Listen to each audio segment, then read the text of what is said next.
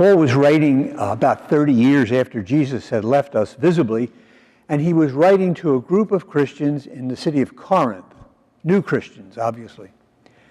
And they were asked, and his letter opens with, concerning all the things you asked about.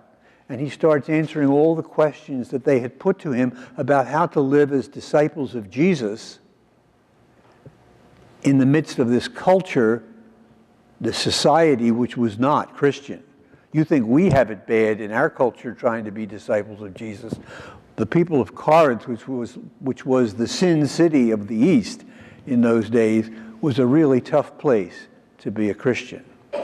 So they had all kinds of questions, and one of the questions was, should we get married?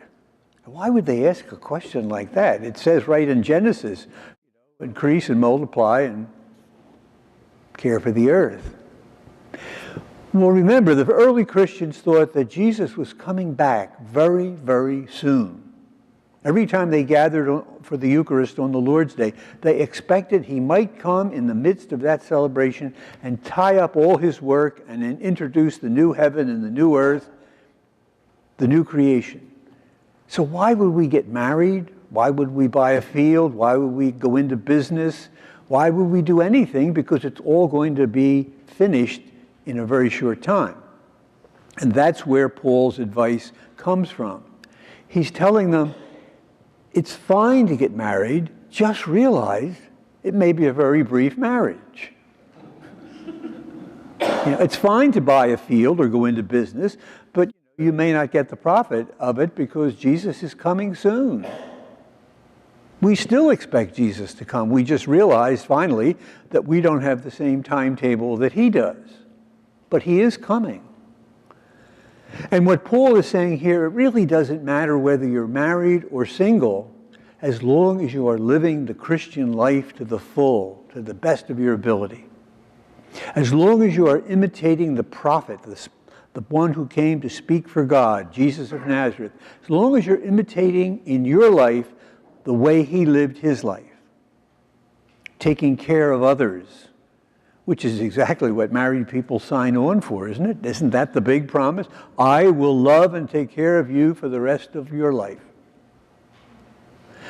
Well, in our culture, of course, we're pretty much like the Corinthians. 50% of marriages end in divorce. So obviously, it's not an easy thing to do, to sacrifice oneself totally for the welfare of another for the rest of your life. And so Paul says whether you remain single or whether you marry is up to you. God respects our freedom of choice. He gave us our freedom of choice. And he will sustain us in whatever choices we make.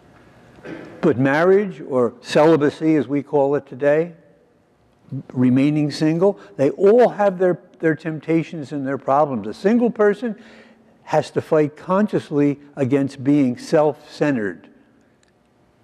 A married person doesn't have that quite as much because there's always that other person there who's calling him or her out of their self-centeredness, right? The people who are married are shaking their heads, yes, in the background, in the back rows. But see, giving up self is the whole of our calling, just like Jesus gave himself up for the sake of all.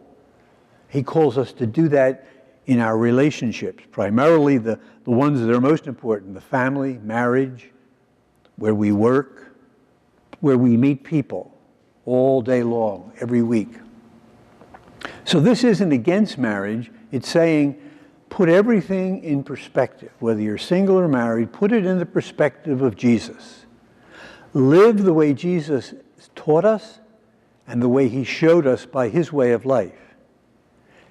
Enter into a relationship with him which will sustain you in whatever choice you make.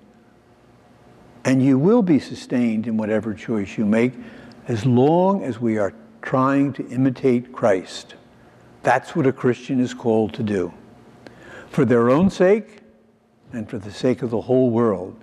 Because if Christ is not seen in his disciples today, where will he be seen? Until he comes again, he is invisible except in us.